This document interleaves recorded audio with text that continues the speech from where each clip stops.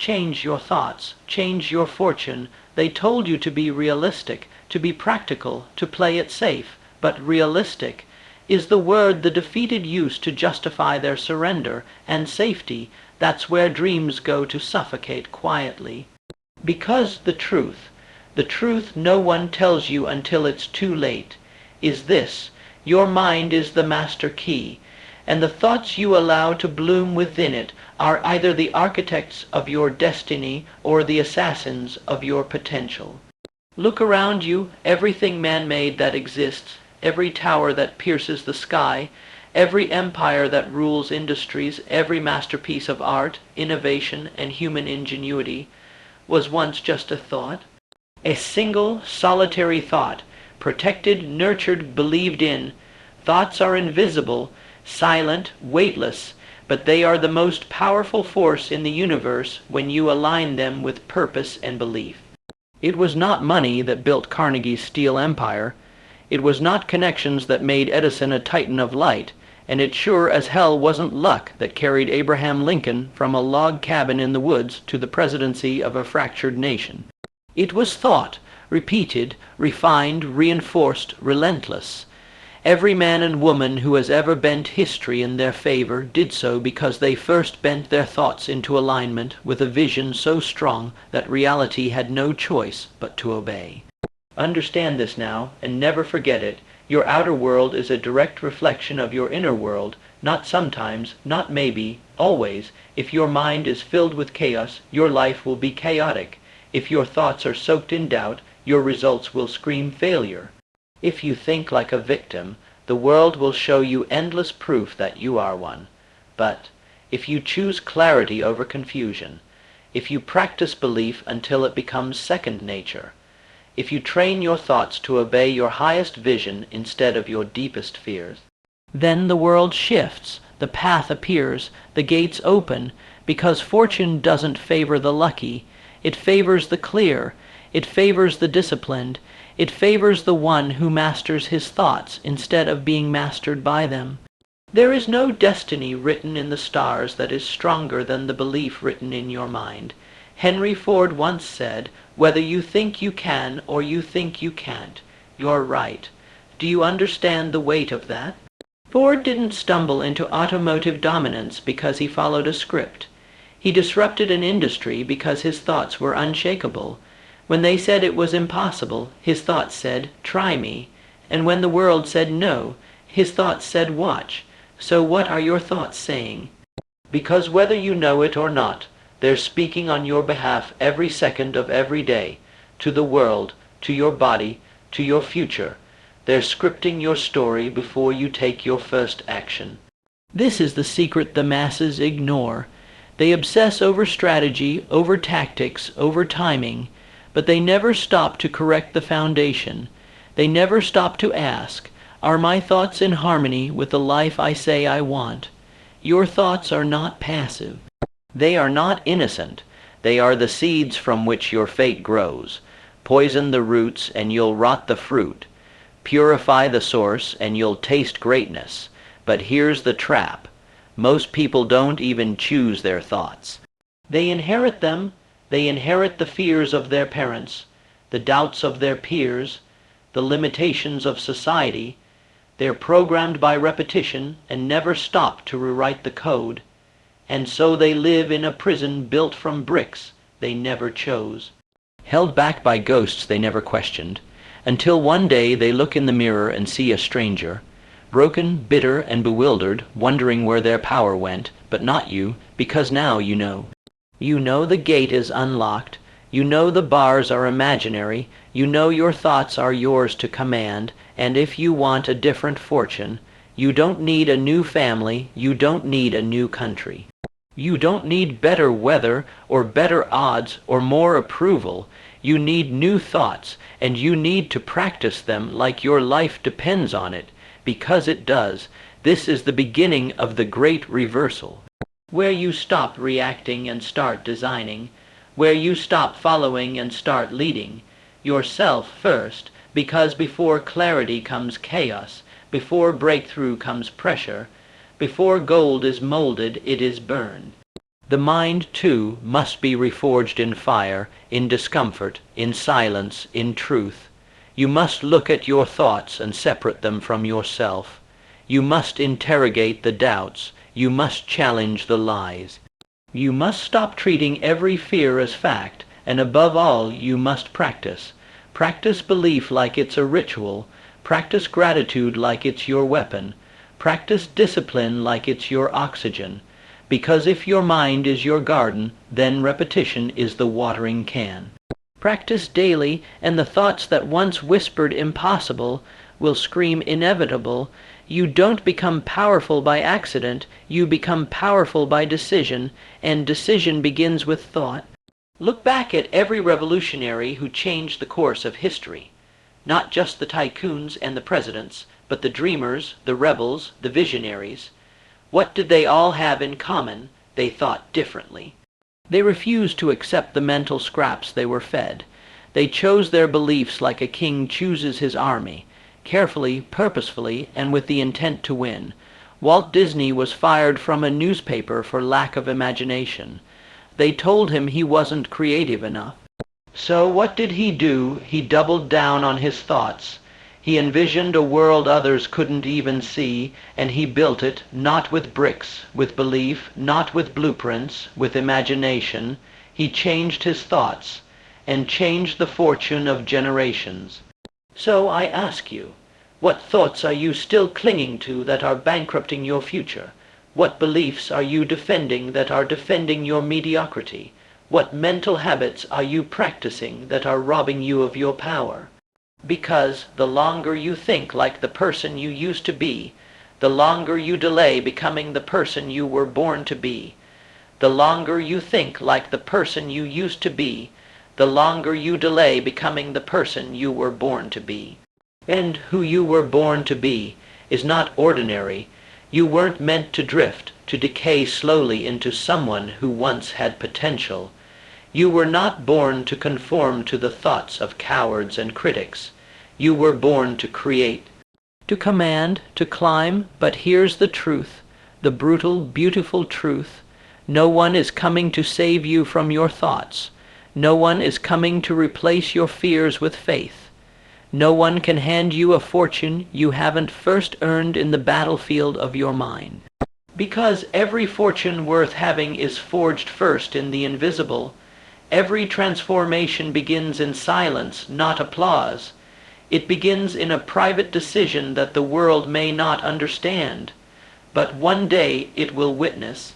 So take this moment right now and look at your thoughts like a sculptor studies stone. Ask yourself, which ones are shaping me? Which ones are limiting me? Which ones do I need to break apart and rebuild? Don't lie to yourself. Don't coddle your limitations. They are not your friends. They are chains dressed in comfort. They are wolves in sheep's clothing, whispering safety while they kill your greatness. It is only when you rip the blindfold off and face them, one by one, that freedom begins. And it begins with the smallest of thoughts, a single flicker of defiance. I will not think like this anymore. And that flicker, when fed, becomes fire. That fire becomes fuel, and that fuel becomes the engine of a new life. Because once you begin to change your thoughts, you begin to see what was always there but hidden opportunity, direction, power, and possibility. That's when your vision sharpens, and vision, true vision, is the compass of kings. It is the quiet roar inside a man who refuses to kneel. It is the storm within the dreamer who dares to build something no one else sees. Vision is not a fantasy. It is a decision. It is a declaration to the universe that you refuse to die with your music still inside you, and it starts with thought. You must see the life you want so clearly in your mind that the current reality becomes irrelevant. You must stare at a cracked sidewalk and still see the skyscraper that will one day rise there. You must look at your empty bank account and still believe in your financial legacy. You must feel the weight of failure and still envision your rise like it's already written. Because it is, if you write it, if you hold the thought long enough, if you train it, Feed it, protect it from the noise, then it takes root, and once rooted, nothing can stop it, not ridicule. Not setbacks, not even time. Andrew Carnegie saw steel cities in his thoughts before they rose from the earth. Lincoln saw a united nation when all the world saw was blood. Oprah Winfrey saw influence and impact when others saw only her race, her gender, her poverty. And all of them practiced their thoughts like warriors. They refused to rehearse defeat. They refused to entertain weakness. They trained their minds like generals preparing for battle. You must do the same. You must be ruthless with what you allow to live in your head. Would you let a thief live in your house, stealing your food, your peace, your future? No. Then why do you let thoughts of failure live rent-free in your mind? Why do you let doubt dictate your decisions? Why do you rehearse limitations like they're sacred truths? You are not the product of your circumstances.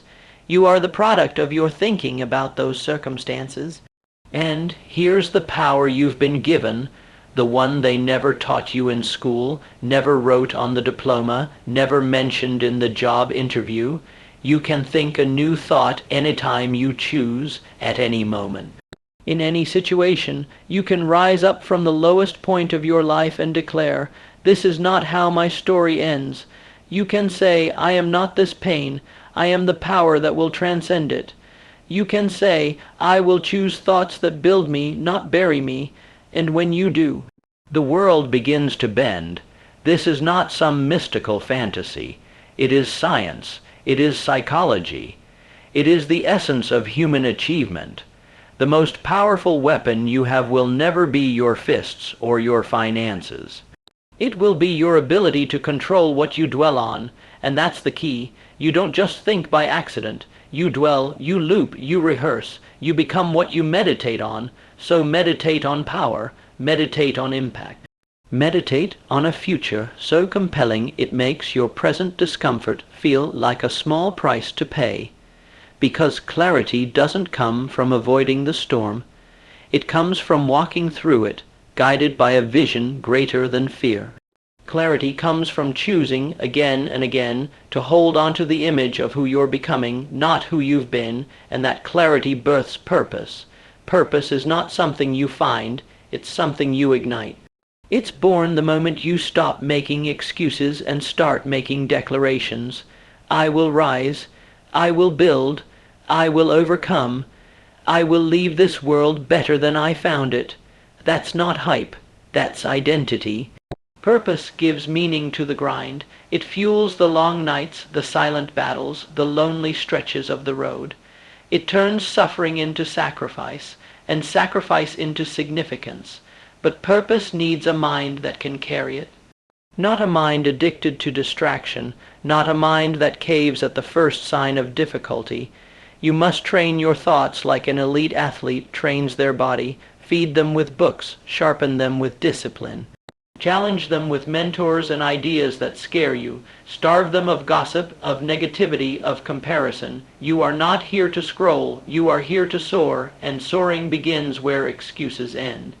It begins the moment you realize that every time you let fear win, you teach your thoughts to obey weakness. But every time you push forward, every time you act in spite of uncertainty, you teach your thoughts to obey greatness.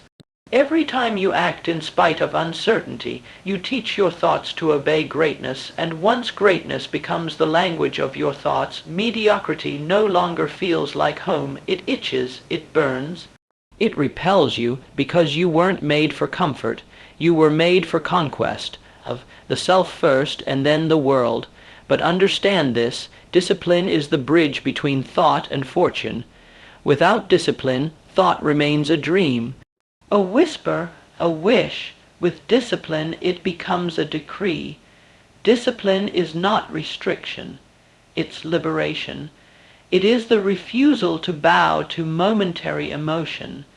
It is the declaration that your future matters more than your feelings.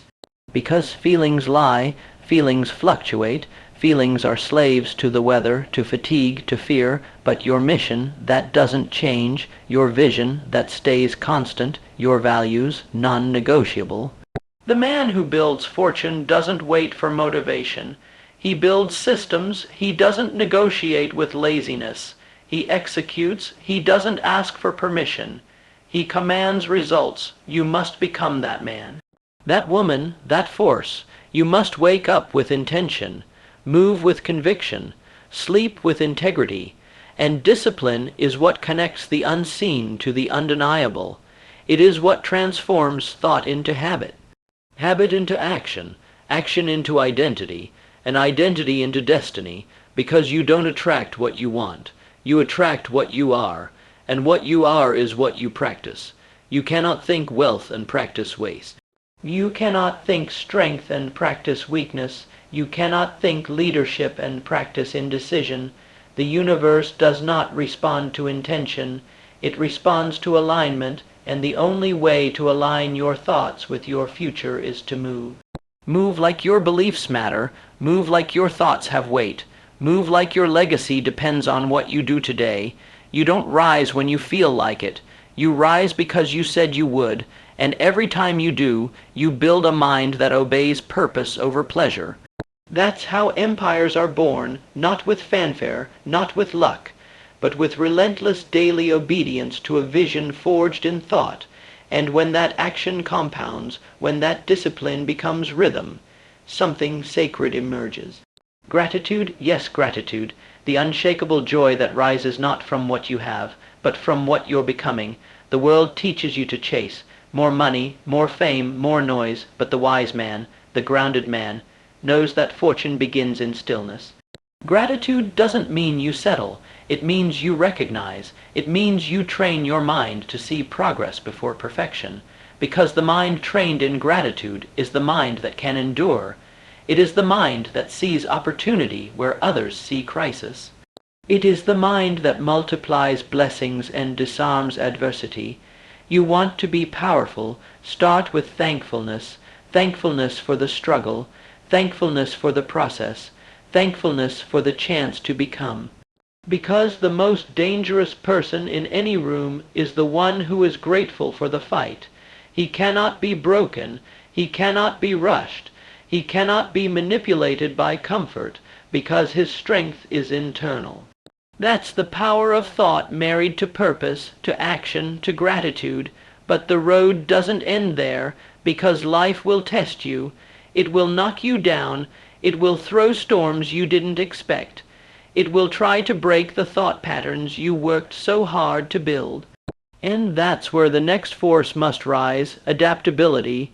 To change your fortune, you must master change itself, because the only constant in this life is motion, the rigid crack, the stubborn fall. But the adaptable rise again and again, because they do not worship their plans. They honor their mission. They bend but never break. They shift but never quit. They understand that a strong mind is not a brittle one. It is forged like steel, flexible yet unbreakable. Edison failed thousands of times before creating the light bulb. Each failure was an adjustment, not a defeat. Each setback was data, not damnation. He didn't curse the darkness. He used it. He adapted, and because he did, he changed the world. You must do the same. You must learn to dance with uncertainty, to pivot without panic, to evolve without ego, because adaptability is not weakness. It is dominance. It means you are not at the mercy of the world. You are a co-creator of it, and when you adapt with purpose, when your thoughts remain anchored but your actions remain agile, you become unstoppable, but even the unstoppable fall. Even the titans get hit. So the next piece of your fortune, the next pillar of your rise, is resilience. Resilience is not toughness, it's regeneration. It's not avoiding the fall, it's rising faster every time you do. Resilience is forged in how you respond when life dares you to quit, because life will hit you below the belt. It will take what you love. It will expose your cracks. It will ask, how bad do you really want it? And you must answer not with words, but with will. You must answer with the look in your eye that says, I am not done. You must answer with the silence of a soul that refuses to be broken. You must answer with the calm fire of someone who has already decided, no matter what, I will finish this.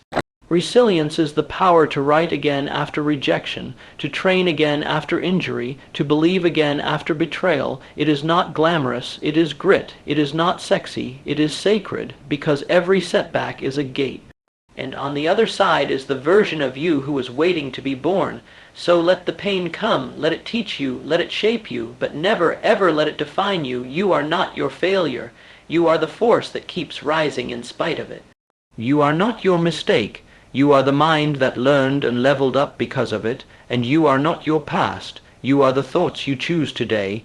You are the thoughts you choose today, and today is the only day that matters. Not yesterday's regrets, not tomorrow's fears, today, right now, in this moment, you are sculpting the fortune you will one day walk into, not by luck, not by handouts, but by thought and belief and discipline. And fire, and you must burn for it. Burn so bright that fear can't follow you. Burn so deep that excuses wither in your presence. Burn with a vision so alive that reality starts bending to your will.